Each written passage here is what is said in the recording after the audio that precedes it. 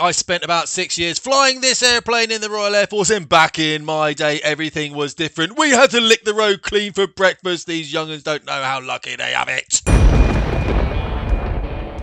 Or do they? Because there is a bit of a problem with the Hawk T2. Guys, welcome back to Farsight Performance. My name is Tim Davies, and who's a doctor they told you to go to see? Dr. FJP, back in session. I'm delivering you some medicine today.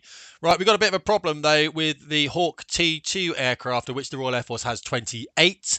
My name was on the side of one of these when I was a flight commander and OC standards and Central Flying School on this airplane. As I said, for about 6 years, about 2011 through to about 2018, I left the Air Force mid-2018 then. So a reported £55 million spent by the Ministry of Defence to send trainees to US and Italy amid issues with Hawk T2 jets. There's another issue with that we will talk about later. Of interest, the Hawk T2 is like the Hawk T1 that the Red Arrows fly, but it's an updated variant. We bought 28 of them.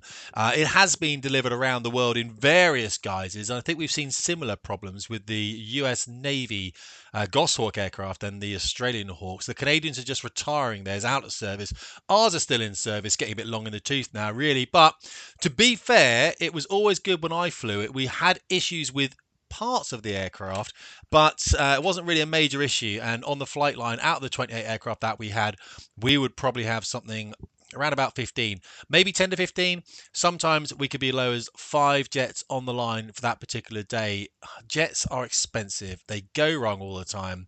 But the issue with these ones is that 951 Turbomeca power plant has got a compressor issue. And it says down here, guys, the MOD is spending squillions on sending pilots to the US and Italy for training because of a lack of planes. And the funny thing is, of course, we're still training foreign students on this aircraft, and we're sending our British pilots overseas. You riddle me that if you want to work that one out. I have no idea. And that's what the comment section is for below, guys. Whack a comment down there. Tell me what we should do about this, because I've run out of ideas. Problems with the engines fitted to the Hawk T2 jets have resulted in less than half the fleet being available. I would say it's significantly less than that, significantly fewer that, so less jets, fewer jets. Right, so we can do it with cakes, can't we?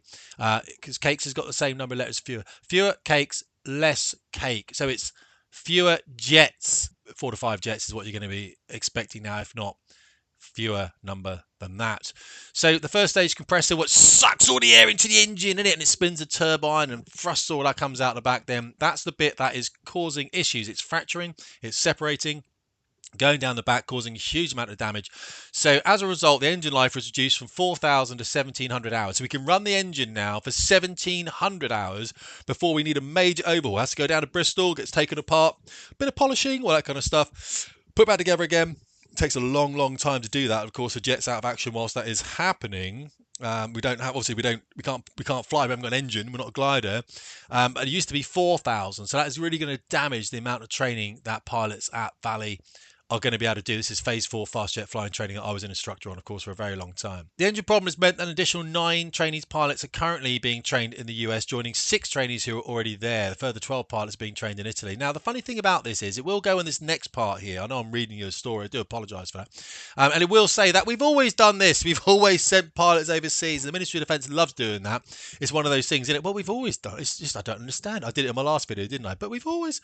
It's not the truth. We haven't always done it. The truth is we haven't always done it. And when I left the Air Force, we put a couple of people out there into America to train. They came back as I'd left the Air Force, and the guys were saying that the problem was we can train guys in the States, we can train guys in Italy, but when they come back, we've got to kind of retrain them to be flying in the UK airspace.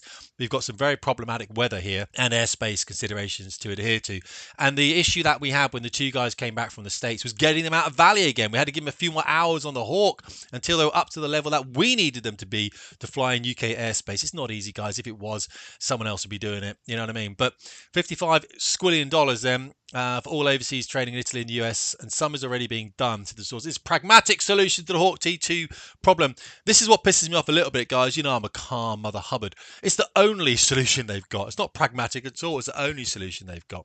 Some evidence gone to the Defence Select Committee in June last year. The MOD said the cost of the 15 pilots in the US and 12 in Italy equates to $56 squillion. The MOD stressed this figure was for all the pilots in the US and Italy, not just the additional number of students being trained overseas. But we've always done it. We haven't always done it. We never did it once when I was at RAF Valley, and I was there for a decade teaching. It was only when I left did the first 2 guys go across there. and that again was to do with unserviceability of the Hawk T2 itself. The RAF regularly sends trainees pilots abroad. No, it doesn't. As an opportunity for the students, it's rubbish. That does not happen. You do not want to give your students to a foreign training provider. The civilian training provider is bad enough, to be fair, although I love Ascent Flight Training. They know I love them a lot. But the truth is, when you give it to a civilian to train military pilots, as I'm sure you'll tell me in the comments, guys, you lose that esprit de corps, you lose the ethos, you lose the camaraderie. And I'll put another video out pretty soon about the damage that's doing. And it is doing a lot of damage. And we will never come back. We're never going to get it back. We civilianized our military flying training system. We understand why. It's just a completely different thing now. So we don't regularly send RAF student pilots abroad. We wouldn't send any if we had the choice, but we have to because we don't have the choice because the jet keeps exploding, doesn't it? The additional overseas training package was adopted by the Defence Chief as a way of managing the training pipeline. Do we have a training pipeline? Well, that's the joke, isn't it? Like, how do we not do training properly after all this time? How do we not do it? People say, well, it's flexible, Tim, isn't it? It's not. That's the whole point of civilianizing the flying training system, was to give predictable resourcing for the flying training. We still can't do it properly. It's absolutely rubbish. Overseas pilot training is routine. I think I've quashed that myth. Now, the Hawk T2 fleet, and I will put a video up for you to have a look at in a second, with around 8 in maintenance at any one time. We only bought, for the Hawk T2, we only actually bought 28 aircraft, but 25 engines. Now, I believe they have gone and bought another 3, obviously, that are exploding. But so we never really had those numbers, as I said, on the line. The rest of this is rubbish. MFG spokesman said it's routine. It's all routine. It's not. Some 25-year-olds written this, of course, and been told, just tell them it's routine. It'll be all right. It's not routine. Let's just have a bit of a deep dive about this, guys. I don't want to keep this tape too long. What are we looking at already? Okay, cool. We'll leave it. It is a good training platform, and the actual way we train on this aircraft, the way I taught on the predecessor to the Hawk T1, remember I taught Hawk T1 and Hawk T2, I use that same syllabus in my flight school now in Shadowlands. And of course, if you do fly digital combat sim, then by all means come in and become a student, and you will learn a ton of stuff. It's a great community. I wouldn't say if it wasn't, guys. Just come in and just ask people, what's it like here? They'd be like, it's brilliant, we love it. Brilliant. I built a school that I wanted to have, and that's what it is, that I wanted to be part of my own school. That's what I built, guys, in Shadowlands. I will put another video up for you, which I think is one of the fundamental issues with the Royal Air Force today. It was the embracing of the whole Stonewall and the woke agenda. You know how I feel about it, guys. I don't believe we should have D&I in hierarchical meritocratic organizations. I know people will disagree with me, and all I say is, look, it just doesn't work.